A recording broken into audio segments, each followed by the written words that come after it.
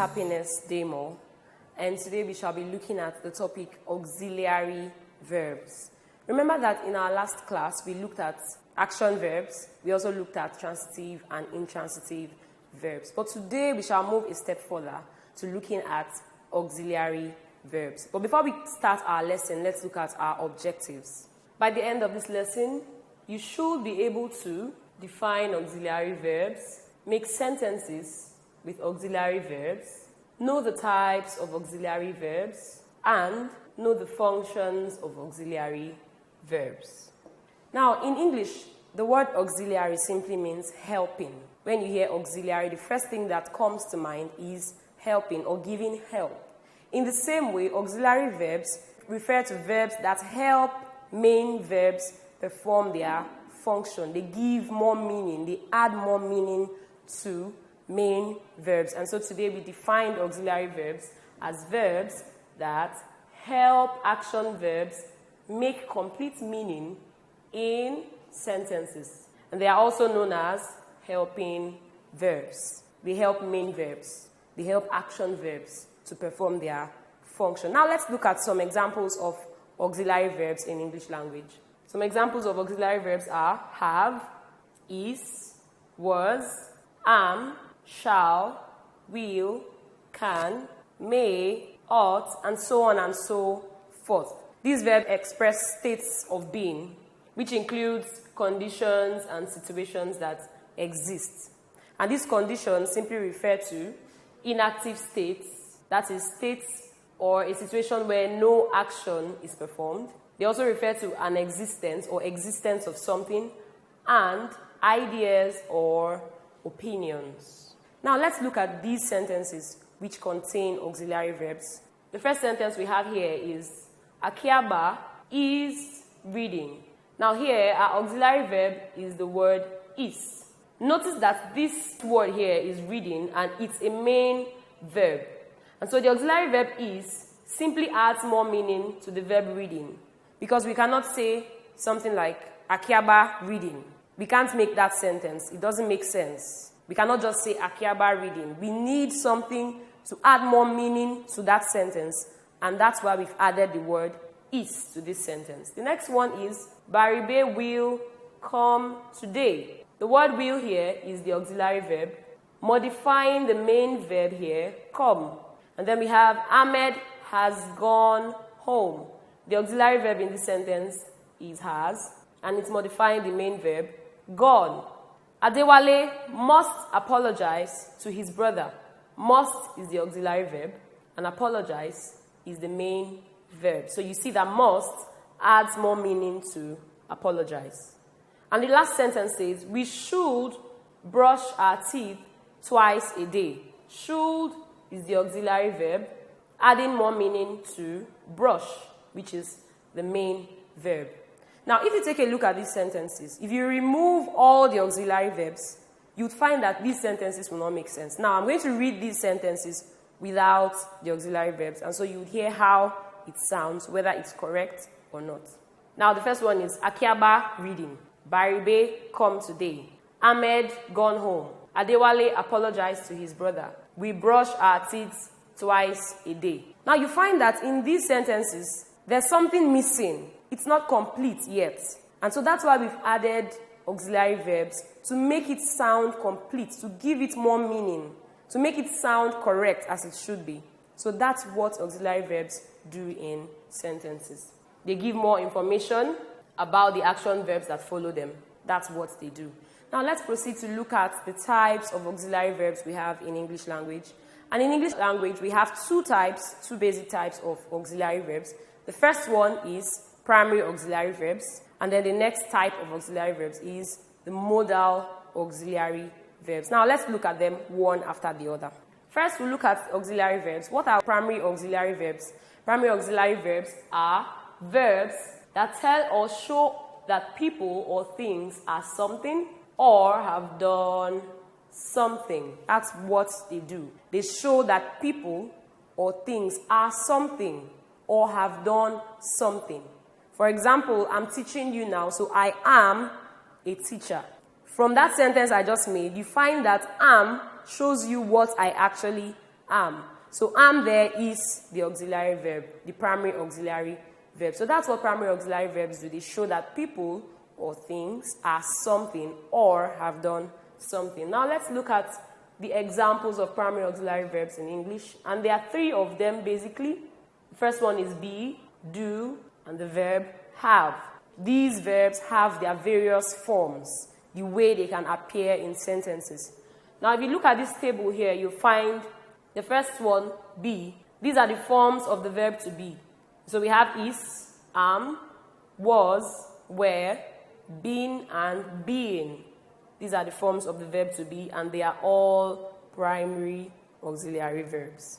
The next one is the verb do, and these are the forms of the verb do. Does, did, doing, and done.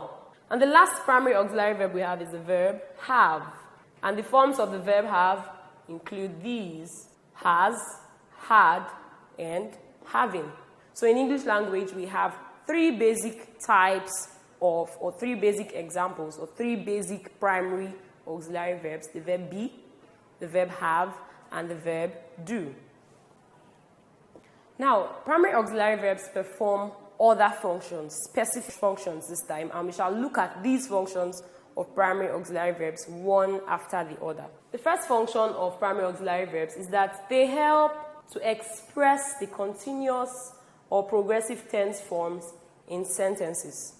Now, the continuous or progressive tense forms in sentences simply refers to the form of the verb that implies or that means that an action is still being done. It means that an action is still being carried out. It means that an action is not done happening.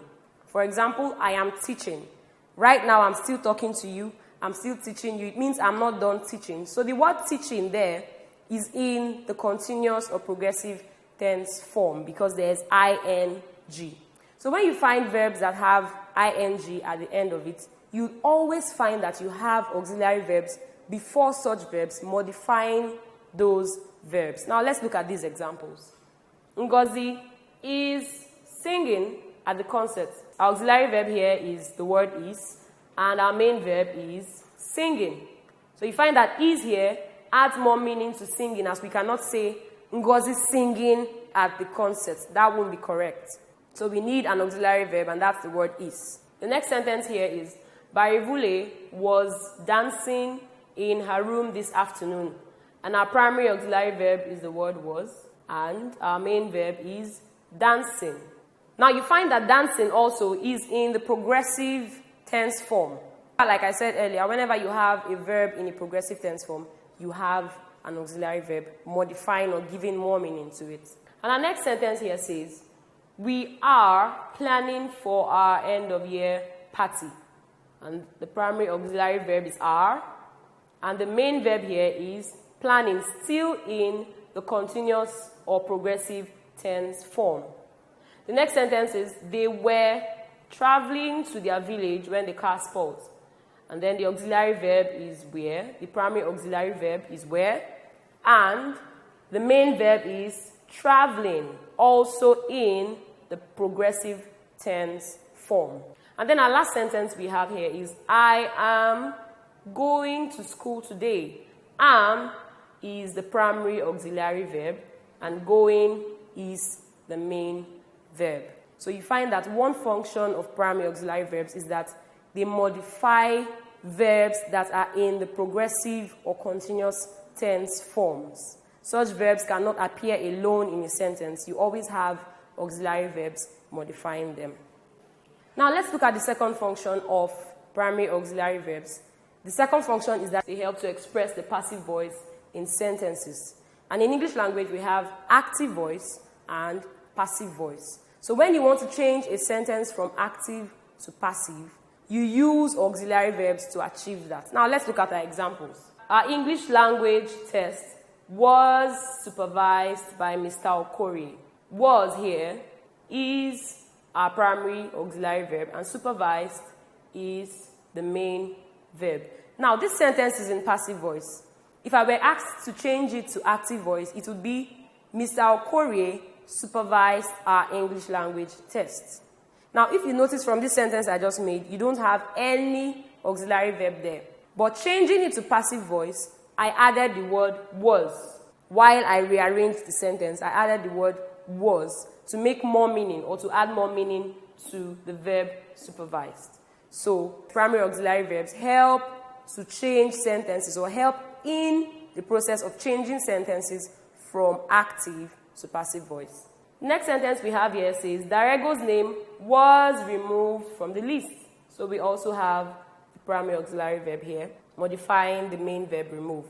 The next one is, the car is being towed to the mechanic's garage. Here we have two primary auxiliary verbs, the word is and the word being, modifying the main verb towed. And then we have, students are expected to come early to school. Are here is our primary auxiliary verb, and the main verb is expected. We also have, Adonye has been awarded a scholarship. Here also we have two primary auxiliary verbs, the word has and the word been. And they both modify the word awarded, which is the main verb. And then lastly we have, all the candidates were properly screened by the accreditors. Now notice a change in this last sentence. In these ones up here, we had the auxiliary verbs closely attached to the main verbs. But here, we have them separated by this word here, properly.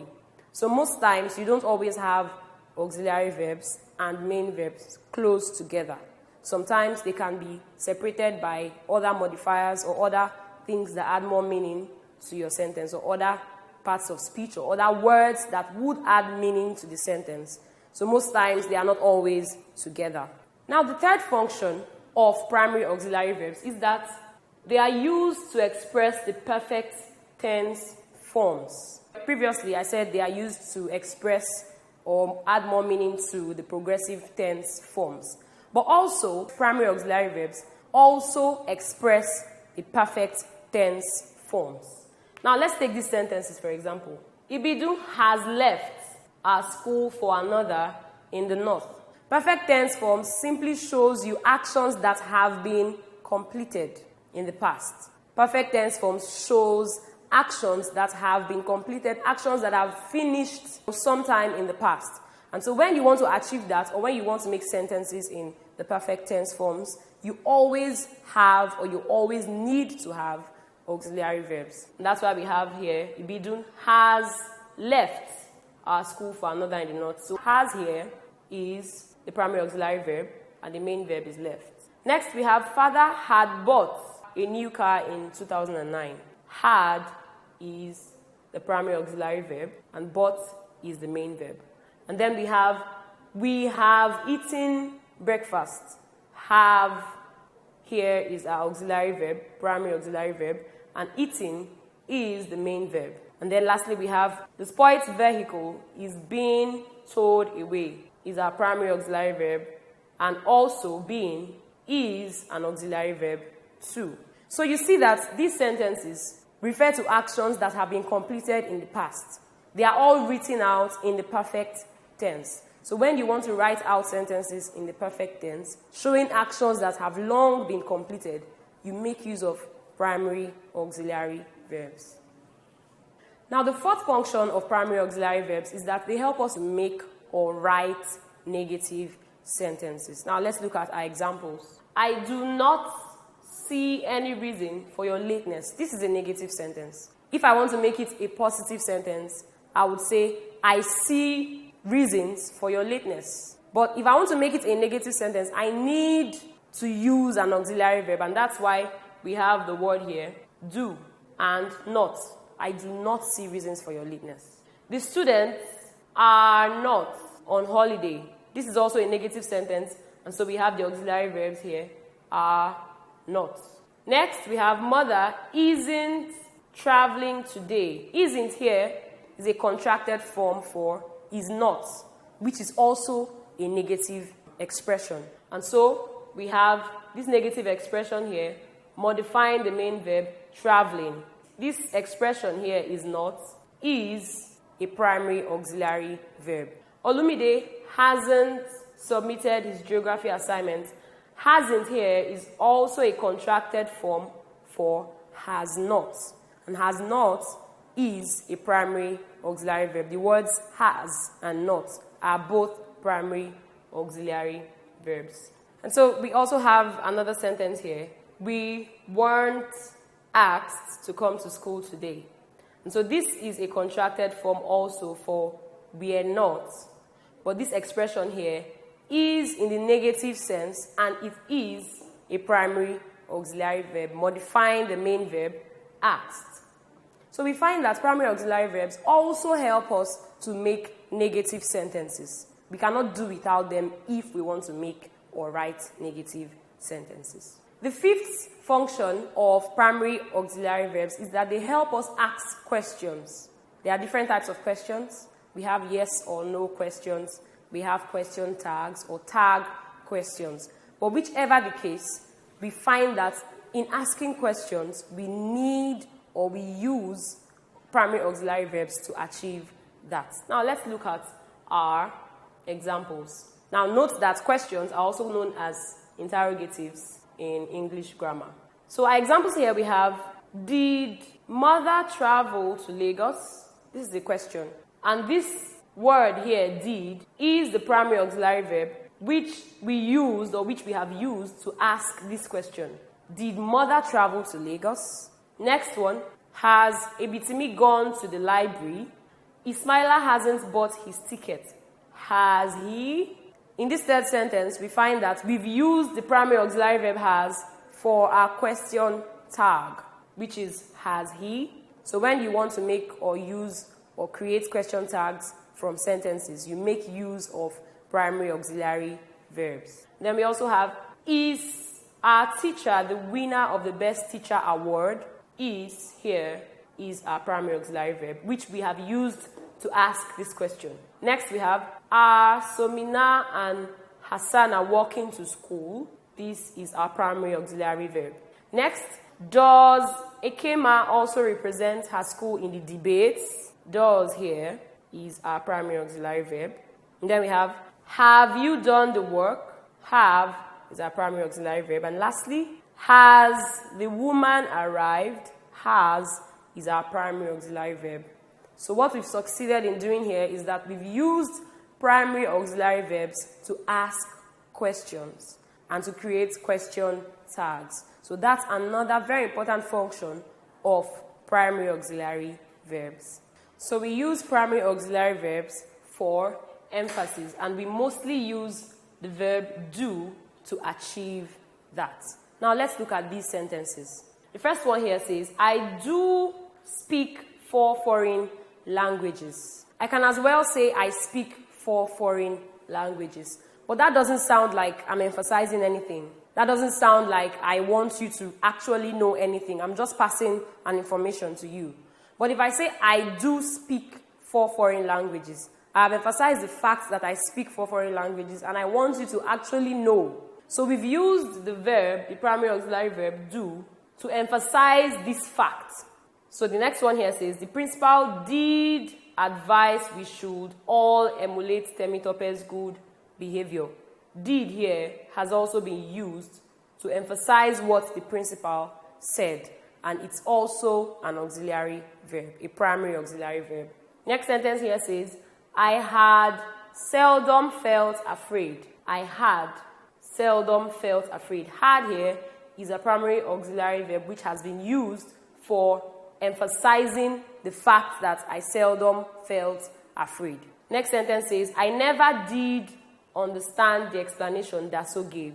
I should have just said, I never understood the explanation Daso gave. That's just passing on information. But if I want to emphasize this further, I'll say, I never did understand, to actually show that I didn't understand anything. So I've used the verb did, the primary auxiliary verb did, to achieve that.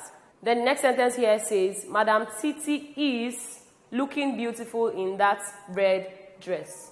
The primary auxiliary verb here also has been used. The new student does know what to do.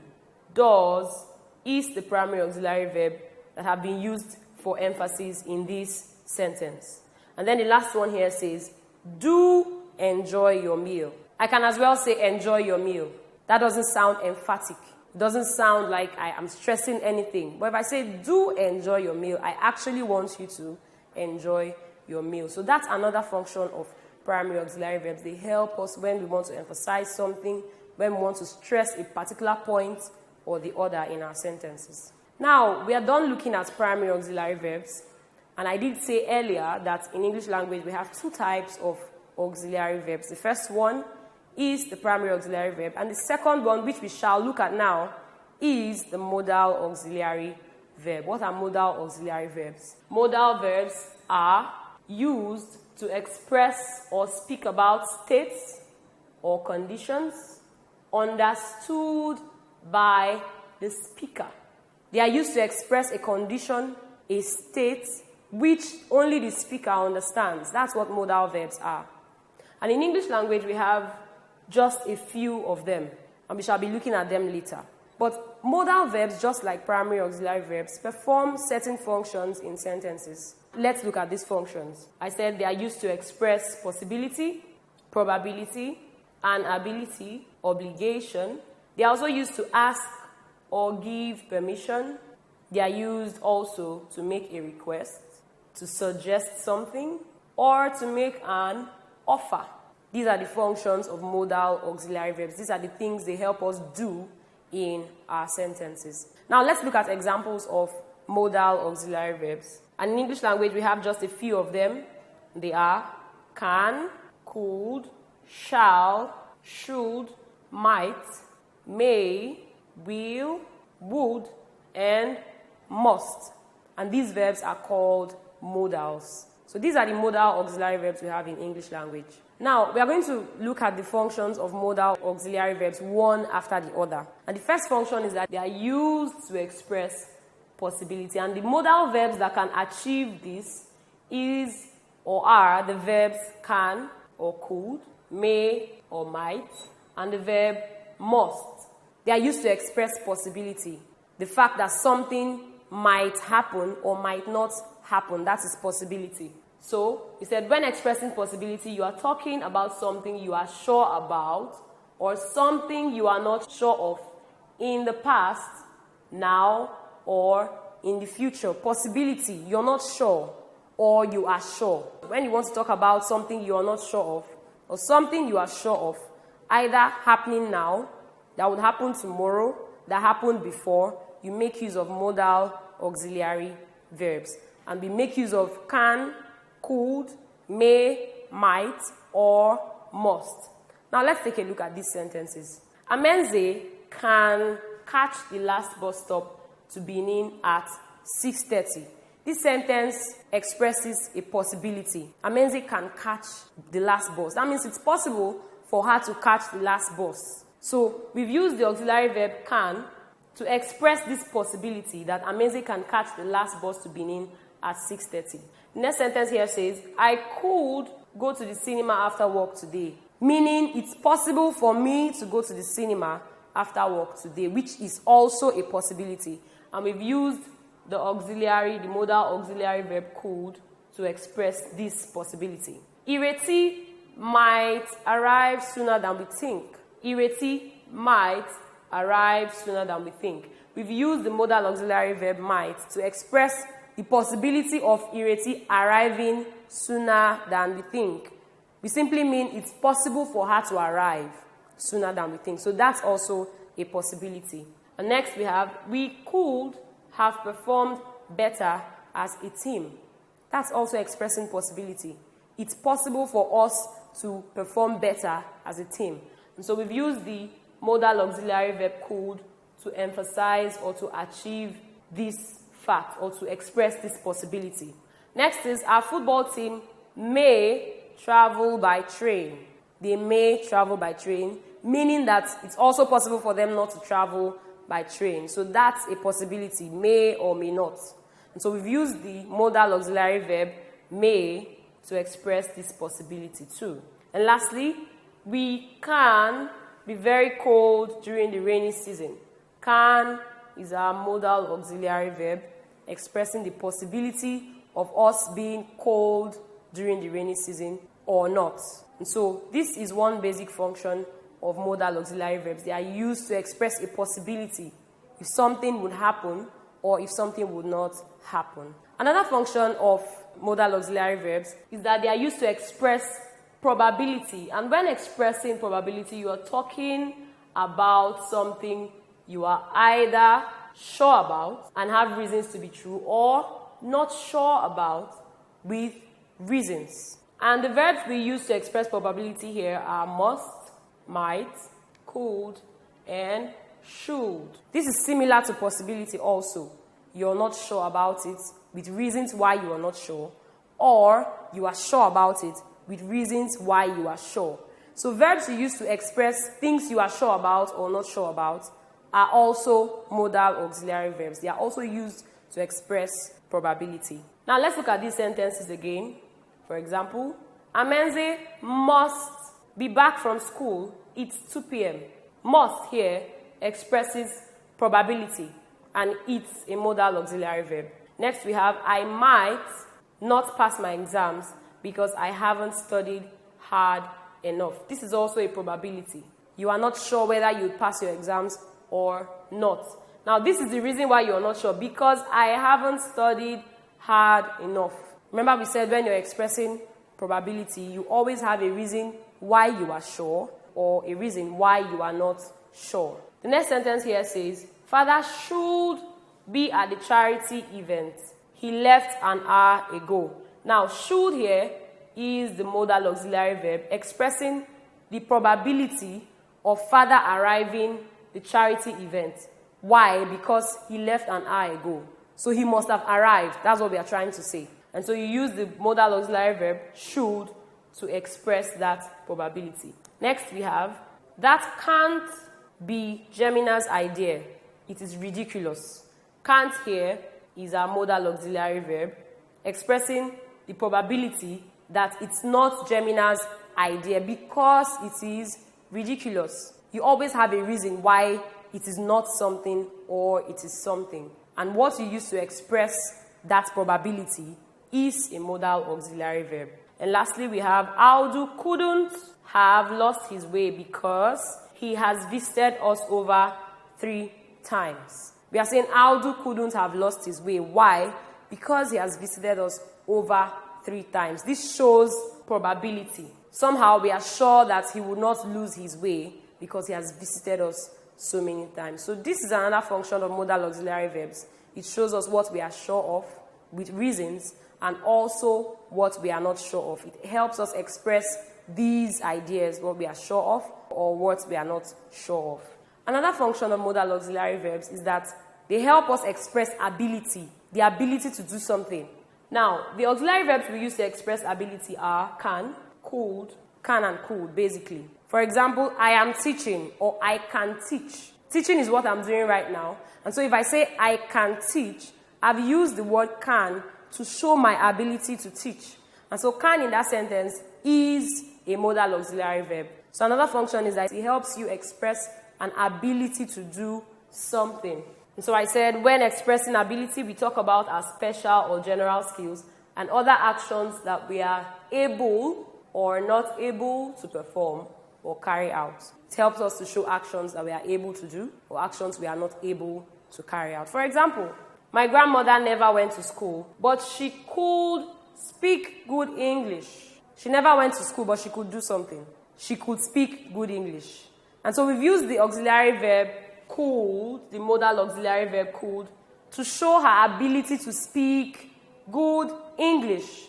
Next we have Ihoma can dance at Ilogu very well. What can she do? What is she able to do? She can dance very well. So we've used the modal auxiliary verb can to show what she can do, which is dance. Next, the gate man needs help. He can't breathe. Remember we said in showing or expressing ability, modal auxiliary verbs are used to show what you can do or what you cannot do, or what you're able to do and what you're not able to do. In this third sentence, we find what the gate man cannot do. And it says the gate man needs help. He can't breathe. So can't here is our modal auxiliary verb showing his inability to breathe. Nasiru can speak the 3 major Nigerian languages. What can she do? What is she able to do? She can speak. So we've used can to express her ability to speak the 3 major Nigerian languages. And then we have Ademola could swim across Oguta Lake as a teenager. Could here is a modal auxiliary verb expressing Ademola's ability to swim. And lastly, we have she couldn't win an Olympic medal before retiring. She was not able to do something. She was unable to do something. And so we used the modal auxiliary verb couldn't to show what she was unable to do. And then another function of modal auxiliary verbs is that they help to express an obligation. When you're obliged to do something, you just have to do that thing. It's something you are bound by a promise to do, something you've promised somebody you will do, something you just have to do, or something you need to do. Modal auxiliary verbs help us to achieve this. And here I said obligation refers to the actions we perform out of duty, necessity, or need, especially because we are bound by our promise or an agreement. Something we do out of duty, something we do out of an agreement, or something we need to do.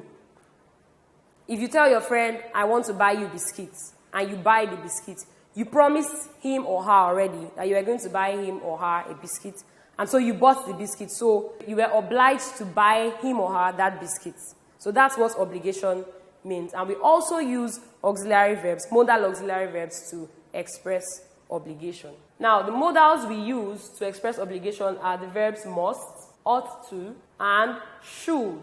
We use these verbs to express obligation. Now, let's look at our sentences. Every student must study hard in school. It's something every student must do. You're obliged to study hard. You are supposed to study hard. You need to study hard. So when you want to express something that you need to do, or when you want to say something you have to do, you make use of modal auxiliary verbs to achieve that, or to make such sentences.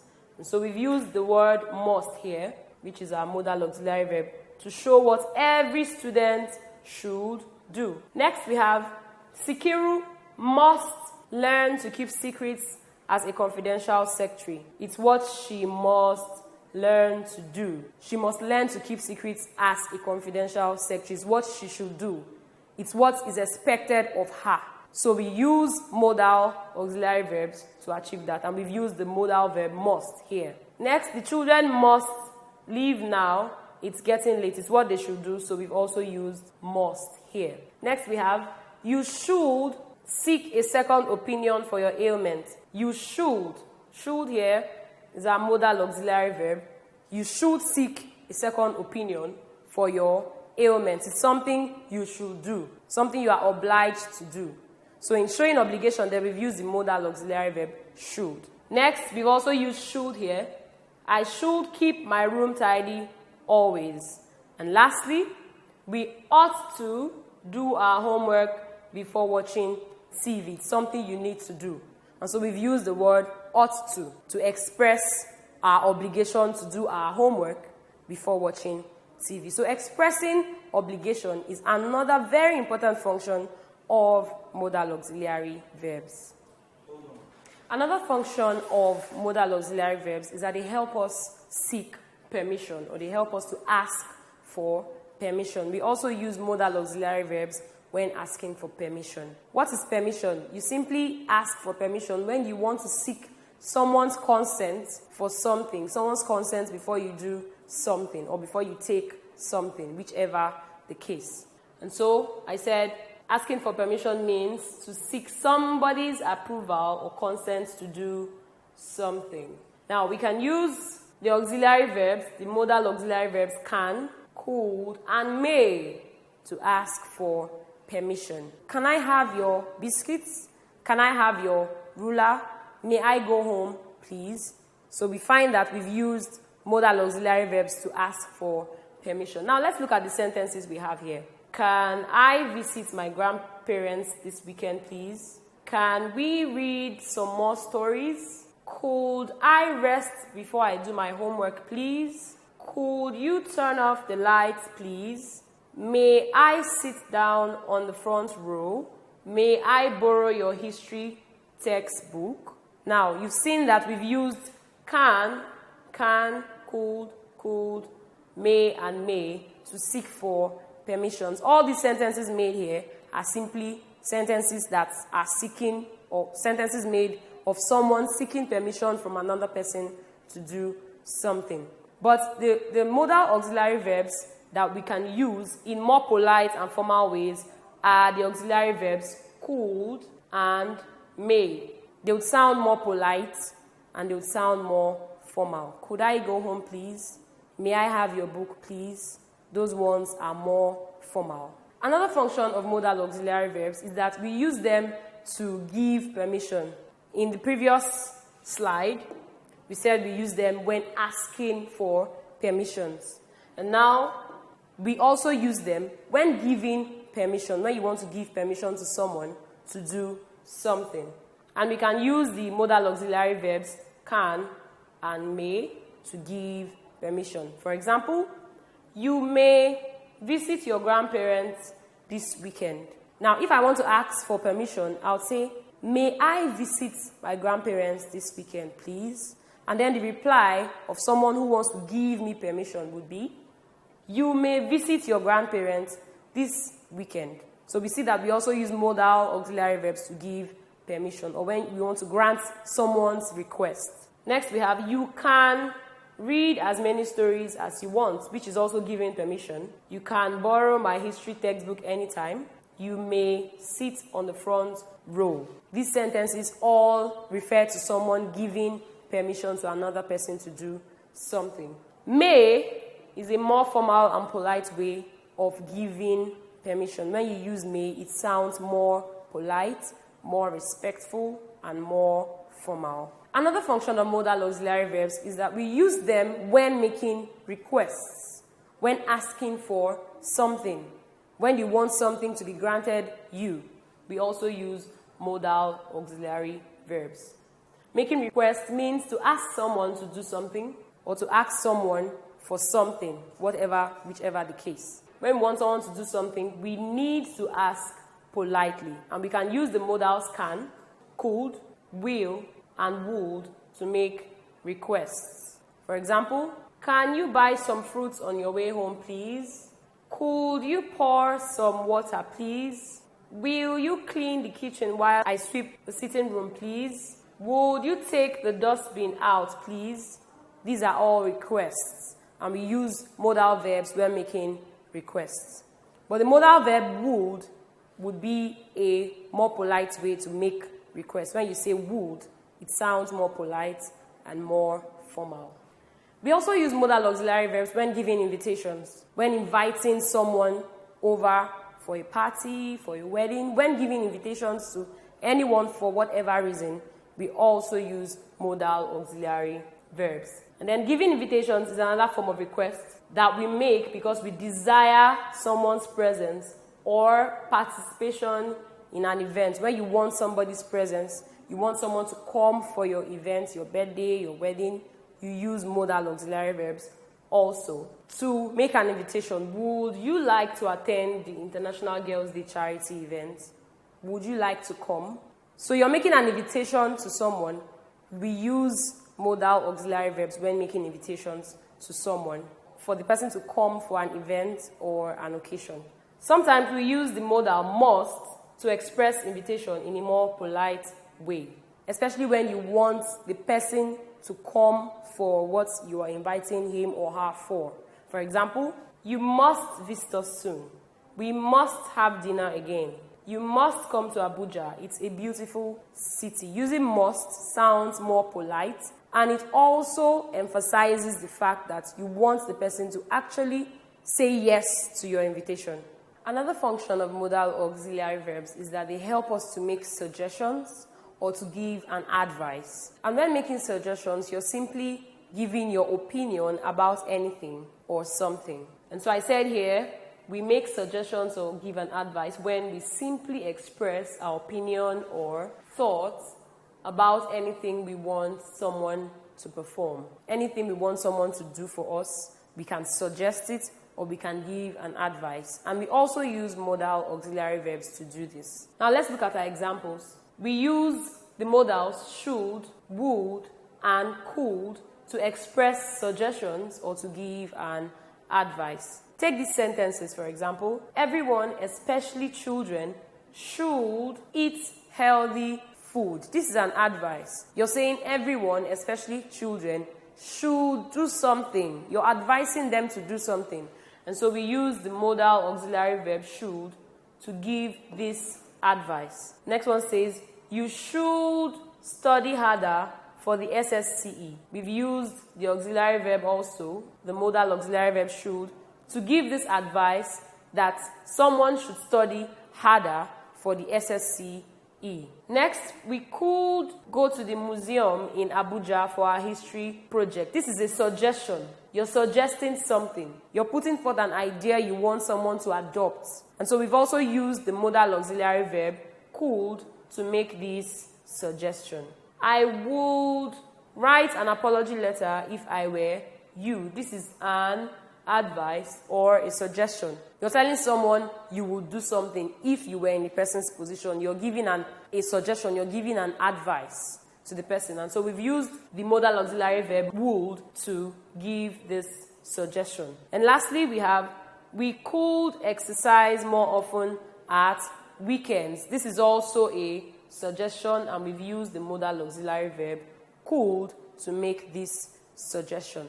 So one primary function of modal auxiliary verbs, in addition to others we've looked at, is that we use them also to make suggestions or to give an advice. Another function of modal auxiliary verbs is that we use them when making an offer. We make offers by telling someone that we want to lend a helping hand or do something for them. We make offers when we tell someone you want to help them do something, you want to lend a helping hand. For example, I want to give you my sweater because you're feeling cold. I want to do this for you. I want to do that for you. You're making an offer to someone. And we also use modal auxiliary verbs when making offers. For example, can I help you with some of your luggage? Can I give you my pen? Can I make you smile? Those are offers you are making. And mostly we use the auxiliary verb, the modal auxiliary verb can, to show that you're making an offer or you're offering something or an idea to someone. And then we have, can I get you anything to eat? Shall I escort you to the clinic? Shall I wait for you at father's office? I can help you with your homework if you like. I can wake you up at 4 a.m. to study. I will exercise with you if you like. Any of these modal auxiliary verbs, can, shall, or will, can be used, but mostly we use can when trying to make an offer. Auxiliary verbs help us express ourselves more meaningfully, and we do this in different ways by using them with main verbs in tenses, voices, and aspects. Tenses, present tense, past tense, future tense. We use auxiliary verbs when expressing a verb in its tense, in its aspect, or in its voice. Voice, we talked about voice earlier, and we said sentences can either be spoken in active or passive voice. And we use auxiliary verbs when expressing verbs in these voices. We also use them when expressing aspects of verbs, that is the progressive or continuous form of a verb or the perfect form of a verb. Primary auxiliary verbs can sometimes stand on their own in sentences and make meaning. The modal verbs cannot stand on their own and make complete meaning. They are usually followed by main verbs in their base forms like should go, can play, will sing, might wake, and so on and so forth. And not can playing, shall cries, could song, etc. Modal verbs basically cannot stand on their own. Rather, they are attached to main verbs. And when they are attached to main verbs, they are usually attached to the base or ordinary form of a verb. The base form of a verb is the form of a verb that you find in the dictionary without any addition or subtraction. For example, go, walk, dance, jump. Not jumping, not jumped, not gone. Those are not the base forms of a verb. But modal verbs are only attached to the base forms or the ordinary forms of a verb. We've come to the end of our lesson for today, but before we go to our test session, let's have a recap of all that we have learned. We said auxiliary verbs are verbs that help action verbs make complete meaning in sentences. They are also called helping verbs. And we also said auxiliary verbs express states of being, that is conditions and situations that exist. The two types of auxiliary verbs are primary auxiliary verbs and modal auxiliary verbs. The primary auxiliary verbs in English language are be, do, and have. Modal auxiliary verbs in English are can, could, shall, should, might, may, will, would, and must. And lastly, we said modal auxiliary verbs express possibility, probability, ability, obligation, permission. They are used for making requests, suggestions, or offers. And now let's go to our test section. The first question we have here says, pick out the primary auxiliary verb from the sentence below. I told you I was going home yesterday. Which of these is the primary auxiliary verb? Is it A, going, B, was, or C, home? The correct answer is was. So if you picked option B, you are correct. The primary auxiliary verb here is was. I was going home yesterday. Was here is our primary auxiliary verb, modifying the main verb, going. And our second question says, pick out the modal auxiliary verb from the sentence below. We shall be in your house soon. What is the modal auxiliary verb in this sentence? Is it A, shall, B, be, or C, soon? The correct answer is A, shall. Shall is our modal auxiliary verb expressing possibility. And so we've come to the end of our lesson today on auxiliary verbs. In our next class, we shall look at irregular and regular verbs. Thanks for watching.